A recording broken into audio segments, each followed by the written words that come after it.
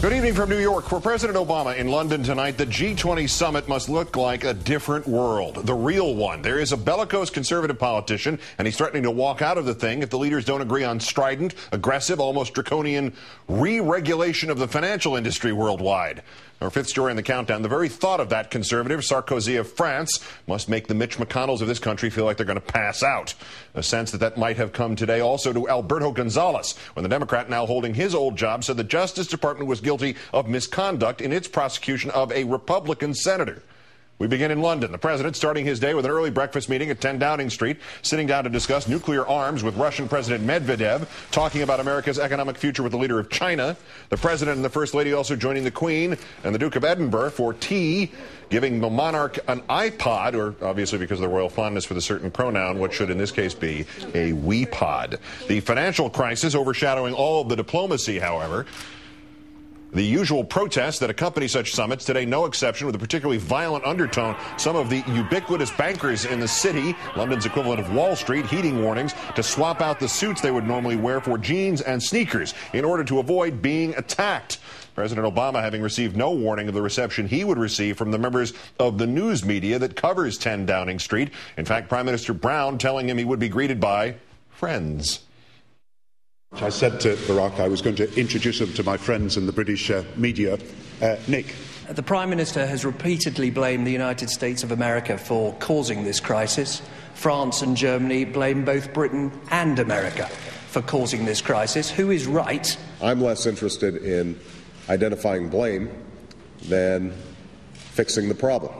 And I think we've taken some very aggressive steps in the United States to do so. Not just responding to the immediate crisis, ensuring that banks are adequately capitalized, dealing with the enormous drop-off in demand and the contraction that's been taking place, but more importantly, for the long term, making sure that we've got a set of regulations that are up to the task. The next British reporter to get a question, wanting to know about Mr. Obama's desire for a greater global stimulus, the kind that European leaders seem reluctant to support. You've committed a vast sum of your country's money to a huge fiscal stimulus, and we had the clear impression that you wanted other countries to come in behind you a bit more strongly. It appears that we've been told by the Governor of the Bank of England we can't do more for the moment, and the French and the Germans won't. Are you disappointed by that, and are you actually still calling on other countries to go further? If there's going to be renewed growth, it can't just be the United States as the engine. Everybody's going to have to pick up the pace. And I think that there's a recognition, based on the conversations that I've had with leaders around the world, that is important. We've listened to all these funny accents. Time now to call in our own political analyst, Richard Wolff. Good evening, Richard. No, we are not amused. Good evening, Keith. The first joint news conference between an American president and a British prime minister is, according to tradition, usually rather deferential, few fireworks. Instead, did the president seem to be put on the defensive from the outset for a crisis that was certainly not of his making, even if it might be attributed to his nation? Well, he should, I would argue, have been better prepared. Look, the British press is entirely predictable. They are always contentious. It doesn't really matter what the subject of the contention is. The idea is you go out there and you get in the face of whatever politician you're talking to. And frankly, I think the president looked jet-lagged. He certainly sounded as if he was suffering from some kind of head cold. But that's no real excuse for, I think, a pretty lackluster performance, regardless of who was to blame and whose watch it started on. One of the things he has to project as president, especially at this time, especially when the rest of the world is looking for and desperately needs American leadership, is a sense of confidence about where he's trying to take them. It's just as important as a press conference in the East Room of the White House to say, I have a plan, this is how we're going to get out of it, we're going to work together to do that. He seemed to be plodding through this one, and some of those questions, look, these international press conferences always reflect the neurosis of the host country. In this case, the British attitude is always, why on earth should we listen to you? And really, he kind of struggled to answer it. The message, though, out of that briefing in between those questions and that deep psychological issue involving British reporters was the splits with Germany and France over what to do about the economic crisis, with Mr. Sarkozy having threatened to walk out over new rules about financial regulation. He says they're not negotiable. That this whole thing is being exaggerated. Is it exaggerated, or is it, this might be the end result of this G20 is just a clash of what to do now in the face of crisis?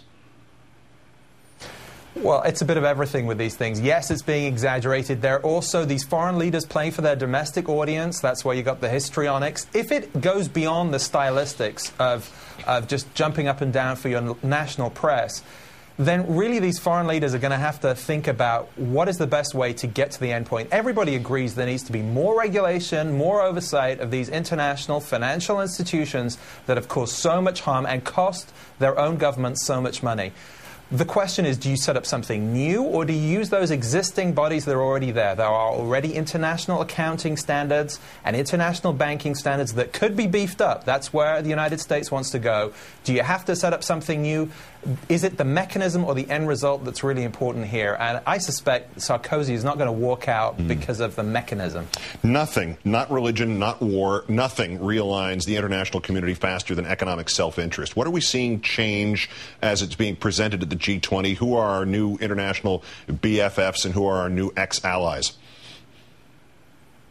Well, the truth is, every single one of those countries, in many ways, the ones who are most vocal, are looking for America to lead the way here, because there is no recovery for the world without the American economy recovering first. So they all want to be America's best friend. You're going to have people, especially Sarkozy. We were with Sarkozy over the summer on the campaign when that foreign trip that Obama took, and the man was positively pneumatic. I mean, he looked like he was in love with Obama. I suspect that these vocal critics are going to be queuing up to actually say, my best friend is Obama, and he's got the right idea, because we need him to succeed. Did the nature of the protests shift too? I mean, they've been directed at the financial community instead of the visiting president of the United States. Is that a sea change in the relationship between the community of protesters and the U.S. foreign policy?